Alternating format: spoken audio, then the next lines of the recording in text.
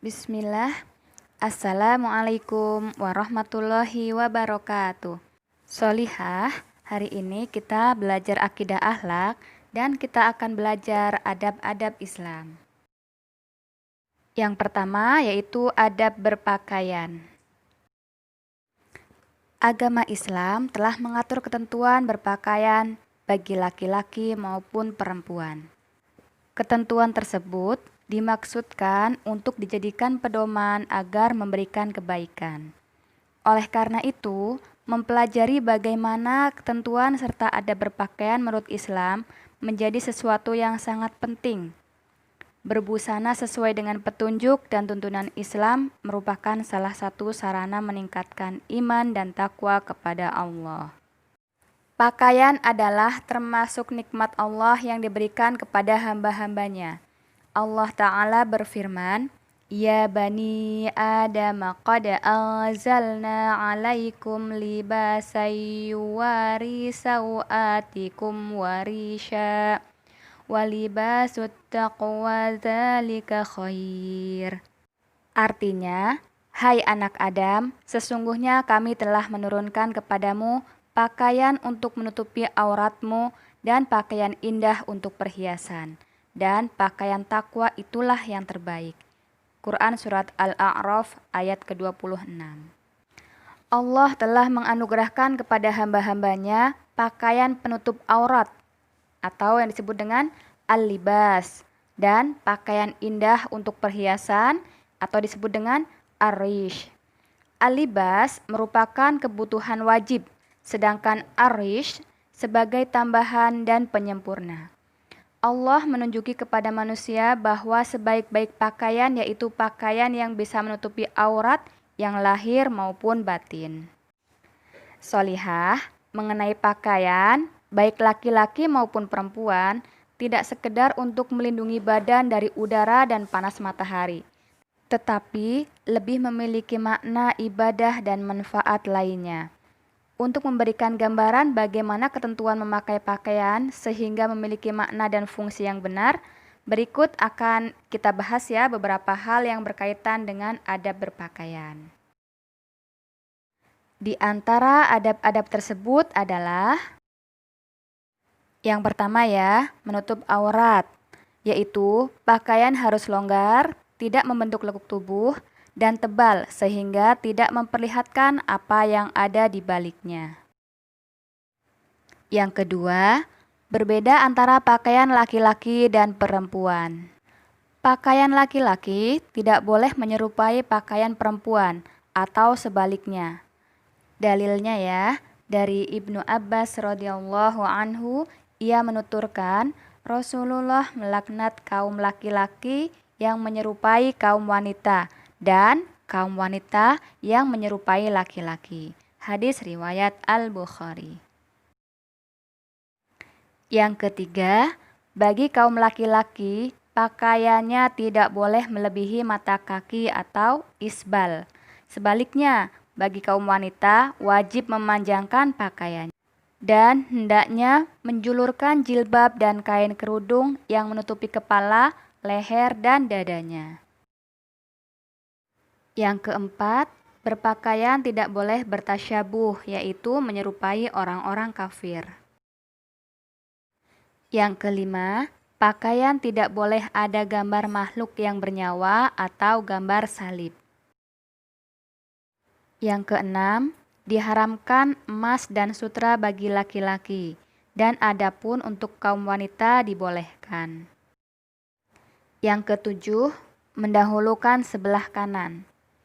Disunahkan mendahulukan bagian kanan di dalam berpakaian atau yang lainnya. Aisyah radhiyallahu anha berkata, Rasulullah shallallahu alaihi wasallam suka bertayamum memulai dengan yang kanan di dalam segala perihalnya. Ketika memakai sendal, menyisir rambut dan bersuci. Muttafaq alaih. Yang kedelapan, membaca doa. Ketika akan memakai pakaian, membaca doa sebagai berikut. Alhamdulillahilladzi kasani hadza tsauba wa razaqanihi min ghairi haulin minni wala quwwah. Artinya, segala puji bagi Allah yang telah menutupi aku dengan pakaian ini dan mengkaruniakannya kepadaku dengan tanpa daya dan kekuatan dariku. Hadis riwayat Abu Daud. Dan ketika melepas pakaian membaca Bismillah. Nah, demikian tadi ya pembahasan tentang adab berpakaian. Untuk bagian yang kedua yaitu adab bergaul antara lawan jenis. Allah menciptakan manusia terdiri dari laki-laki dan perempuan. Di dalam hubungan antara sesama manusia, Islam telah mengatur adab dan etika pergaulan terhadap lawan jenis. Terutama apabila laki-laki dan perempuan itu telah beranjak dewasa, diperlukan batasan-batasan yang harus dipahami dalam rangka menjaga keduanya dari fitnah. Batasan-batasan itu tidak dibuat untuk mengekang kebebasan manusia. Namun, salah satu wujud kasih sayang Allah terhadap umat manusia sebagai makhluk yang paling mulia. Sebagai seorang muslim yang beriman, hendaknya kita senantiasa memperhatikan beberapa adab pergaulan, yaitu sebagai berikut ya. Yang pertama, menutup aurat. Aurat adalah bagian dari tubuh yang tidak boleh ditampakkan kecuali kepada mahramnya. Baik wanita maupun laki-laki memiliki batasan-batasan aurat. Khusus wanita, aurat ibarat perhiasan yang sangat berharga. Pada surat An-Nur ayat yang ke-31, Allah memerintahkan wanita muslimah agar tidak menampakkan aurat kecuali kepada pihak-pihak tertentu yang dibolehkan oleh syariat. Allah juga melarang para wanita bertabaruj. Tabaruj artinya berhias diri secara berlebihan sehingga mengundang syahwat kaum laki-laki. Di antara perilaku tabaruj yaitu memakai wangi-wangian yang dapat tercium oleh orang lain di tempat umum dan memakai perhiasan seperti gelang, kalung, dan lain-lain secara berlebihan. Yang kedua yaitu menundukkan pandangan terhadap lawan jenis. Allah melarang laki-laki dan perempuan yang bukan mahram untuk saling berpandangan. Allah berfirman yang artinya, katakanlah kepada laki-laki yang beriman, hendaklah mereka menundukkan pandangannya dan memelihara kemaluannya. Yang demikian itu adalah lebih suci bagi mereka. Quran Surat An-Nur ayat ke-30. Dan katakanlah kepada wanita beriman, hendaklah mereka menundukkan pandangannya dan memelihara kemaluannya. Quran Surat An-Nur ayat ke-31. Yang ketiga, tidak bersentuhan dengan lawan jenis yang bukan mahram. Menyentuh lawan jenis yang bukan mahramnya merupakan salah satu perkara yang diharamkan di dalam Islam. Rasulullah Shallallahu Alaihi Wasallam bersabda, seandainya kepala seseorang ditusuk dengan jarum besi, itu masih lebih baik daripada menyentuh wanita yang tidak halal baginya. Hadis riwayat Tabrani. Yang keempat, tidak berdua-duaan dengan yang bukan mahram. Rasulullah Shallallahu Alaihi Wasallam bersabda, janganlah salah seorang di antara kalian berdua-duaan atau khalwat dengan seorang wanita, karena sesungguhnya syaitan menjadi yang ketiga. Hadis riwayat Ahmad.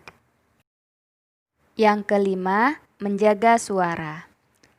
Baik perempuan atau laki-laki, janganlah melembutkan suara ketika berbicara dengan lawan jenis, sehingga menimbulkan fitnah bagi yang mendengarnya.